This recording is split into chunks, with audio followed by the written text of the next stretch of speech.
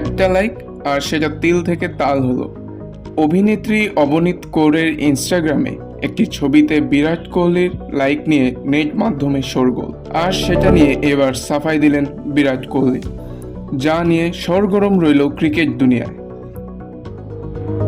সম্প্রতি সোশ্যাল মিডিয়ায় একাধিক ব্যবহারকারী পোস্ট করে জানান বিরাট কোহলি ইনস্টাগ্রামে অভিনেত্রী অবনীত কৌরের ছবিতে লাইক করেছেন।